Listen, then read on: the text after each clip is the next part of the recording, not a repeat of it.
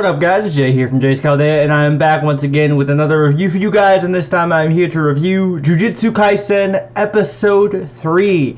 So, first off, apologies for missing Episode 2. I was busy last week, but I am back once again for Episode 3, but I will give my quick thoughts on Episode 2. Before I get started, as per usual with my episode reviews, I will be recapping the events of both Episode 2 and 3. So if you have not seen those episodes, do yourself a favor, watch them first, then come back here and tell me your thoughts and feels in the comments down below. So I will be going into spoiler territory. You have been warned.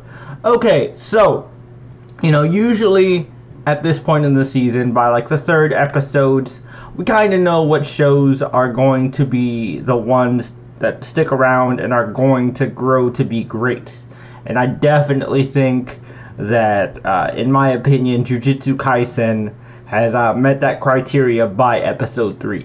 I'm definitely hooked. I mean, I read the manga, so I already knew I was hooked on the premise. I love the characters. The animation is great. The monster design is fantastic.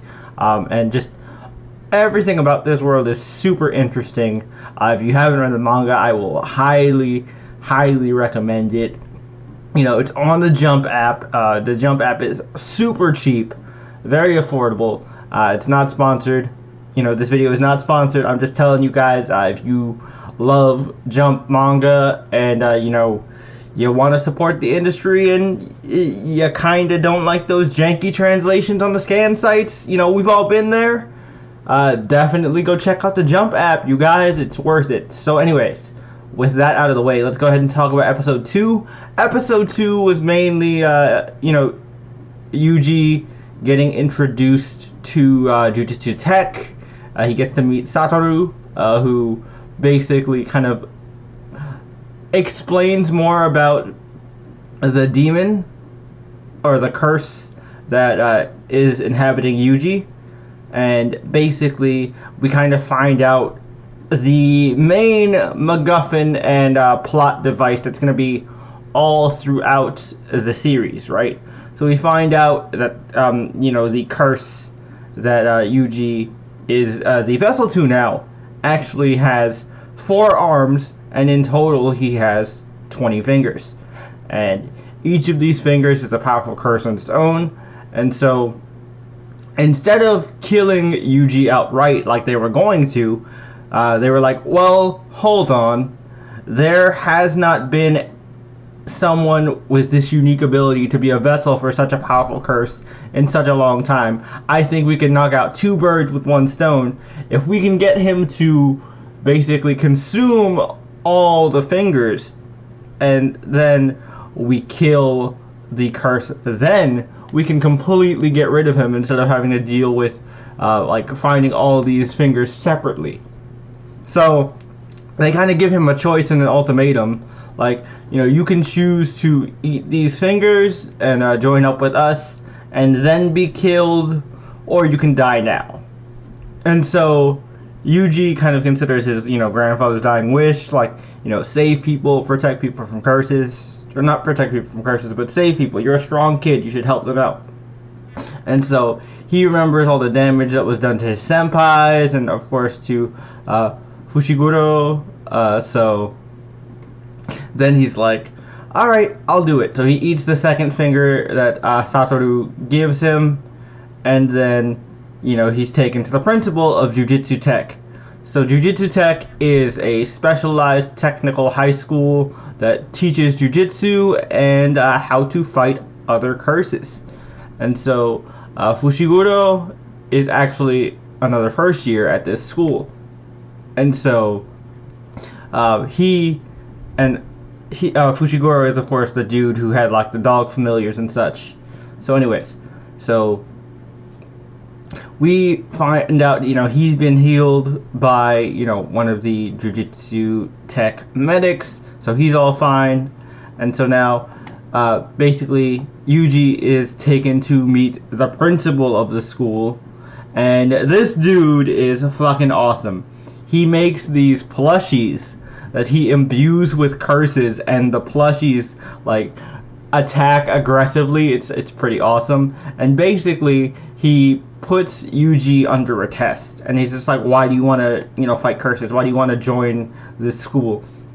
And then basically, it just comes down to like, yeah, I want to be able to save people. Like, I could live a normal life. This my entire life I've been better at sports and fights than other people, but I always felt like, this isn't something that only I could do. There are plenty of other people that could do this. But this, fighting curses, stopping this demon, this is something only I can do.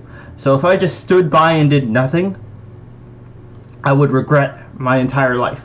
And my grandfather told me to not die with regrets. If I'm going to die anyway, I am going to die trying to save people and, making sure that I can do all I can to save those who need to be saved.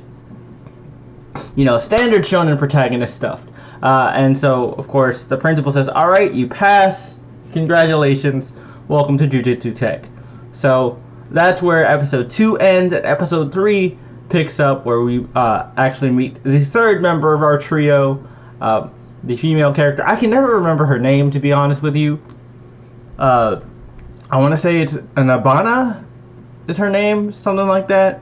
But she comes from the countryside, and essentially her and her friend had this whole aspiration to move out to Tokyo because basically, people in the countryside just kind of ostracized her and her friend for their ability to see curses. They were all, super paranoid.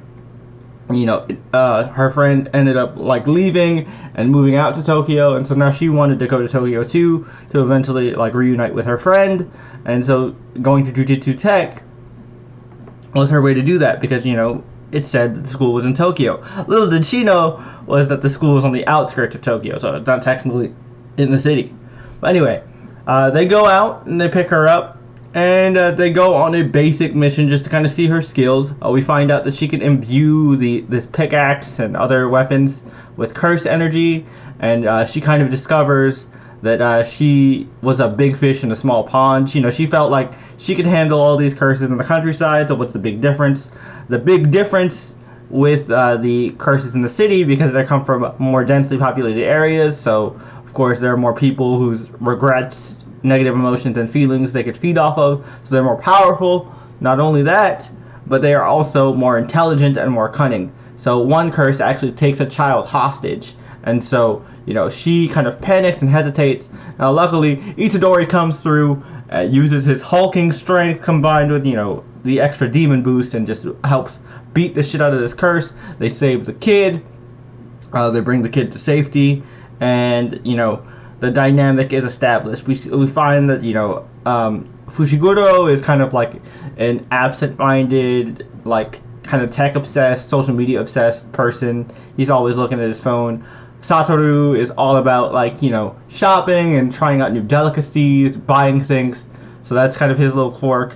And of course, Yuji is freakishly strong and a little bit absent-minded, standard shonen protagonist.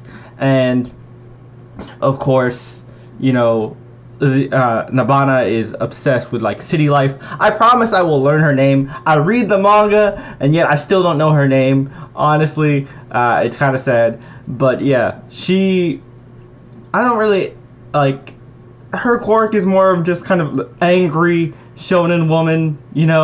I hate to put it into that trope, but she doesn't stand out to me from any other shonen main female lead, and that's kind of sad because there are plenty of other shonen manga that have really good female leads, but she doesn't really stand out to me, to be honest.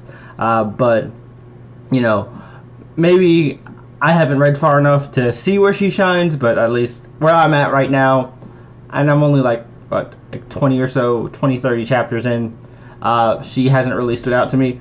But anyway, so that's pretty much episode 3, and then a new curse pops up at the end of the episode in the form of this weird egg, and at the end it says, 3 Jujutsu first years were dispatched to deal with this curse, and one of them dies. Dun dun dun!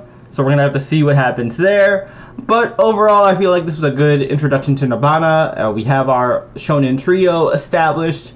you know, the golden rule of three that pretty much was kind of the standard set by Naruto. And like you know, every shonen in the following generation of Naruto, at least from Jump, has kind of followed the golden rule of three. You know, you got, of course, Naruto, Sasuke, and Sakura. You've got Deku, Ida, or Deku, Todoroki, and Bakugo. I mean, technically the original trio was Deku, Ida, and Uraraka, but let's be real, Ida and Uraraka have kind of been pushed aside for Shoto and Bakugo, so it's mostly those three. And Black Clover has, of course, Asta, Noelle, and I don't even know who the third member of the Black Clover trio is, but you get the point. I think it was a good introduction to her. It's going to be a lot of fun to see how their dynamic develops. The anime is doing just such a great job. I love everything about it. Continue to enjoy it. If you have not checked out Jujutsu Kaisen, you're going to miss out on probably the biggest show of the season. I'm calling it right now. It's pretty early, but I'm definitely calling it. I promise I'll be more consistent. I've just been busy lately, but I will push out these reviews, you know, weekly on a more consistent basis. I promise. Honestly, with like, you know, the pandemic and everything, I'm still slowly getting used to shows actually being back now, like on a regular basis. So bear with me. But I appreciate you sticking around. Let me know all your thoughts and feels in the comments down below. If you like what I do here and you want to see more from me, be sure to hit that subscribe button and notification bell so you get to see more. But until next time, guys, this is Jay from Jay's Caldea, and I'll catch you guys in the next review. But until then, Jane minasan.